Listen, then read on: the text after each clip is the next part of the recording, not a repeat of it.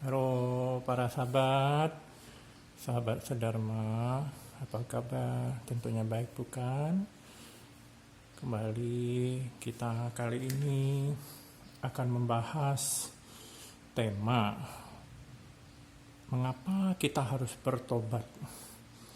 Seperti biasa dengan saya, Upasaka Wajah Putra. Kita akan mencoba mengupas mengapa kita harus bertobat setiap harinya. Sebelum saya membahas ke judul atau tema tersebut, baiknya kita dengarkan sebuah cerita ya. Ada maksudnya sepasang suami istri sedang melakukan perjalanan naik mobil ya, suaminya menyetir, istrinya di sampingnya. Dalam perjalanan entah kenapa mereka suami istri ini cekcok mulut ya, saling melempar omongan yang kurang menyenangkan. Di satu sisi ada satu mobil di belakang mereka membawa banyak anak-anak babi. Kemudian tidak lama kemudian mobil itu melintas di samping mobil mereka. Kemudian istrinya bilang, "Tuh kerabat kamu lewat tuh." Karena suaminya cepat tanggap, merespon omongan istrinya.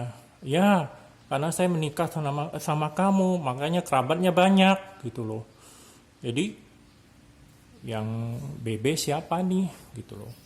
Jadi, yang terjadi adalah omongan yang tidak menyenangkan, saling menjelek-jelekan lah ya intinya ya dari cerita ini. Tentu ini tidaklah baik.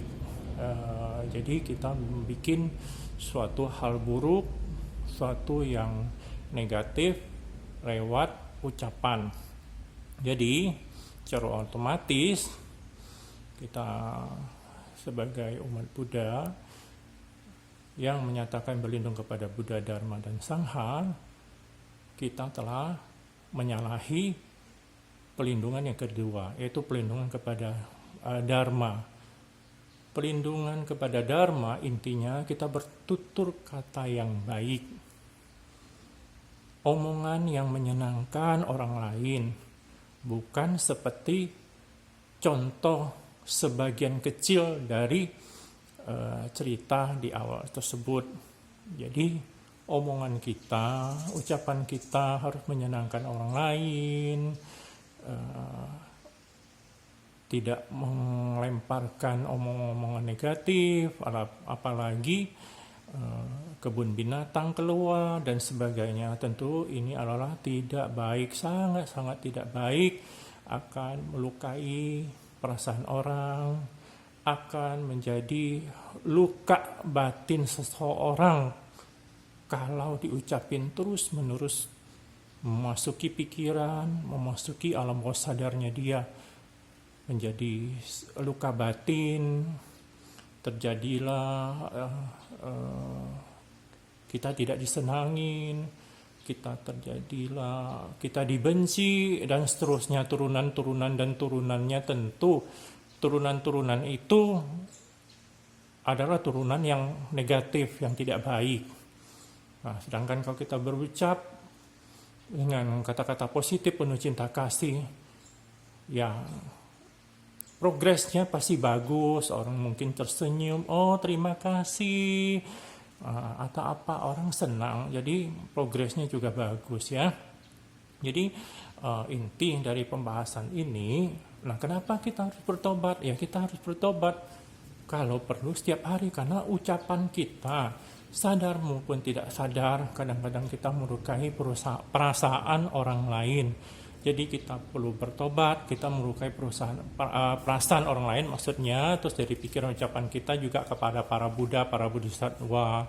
Nah, jadi kita mohon ampun, kita mohon maaf kepada para Buddha, Bodhisattva. Nah, caranya gimana? Ya kita di depan altar atau rumah atau altar wihara atau di mana yang ada juga bisa, yang penting hati tulus kita. Saya ulangin, ketulusan hati kita, mau atau tidak. Itu yang penting. Para Buddha, para Bodhisattva juga bisa melihat, ya. Jadi caranya gimana? Saya contohin. Jadi kita dengan ini, kita berkata begini, dengan ini saya, boleh kita sebut nama kita, saya ulang, dengan ini saya nyatakan bertobat di hadapan para suci, para Bodhisattva, dan para Buddha. Atas kesalahan saya, dari dulu tak terhingga lamanya sampai sekarang. Saya akui kesalahan saya, dan dengan ini saya mohon ampun dan bertobat.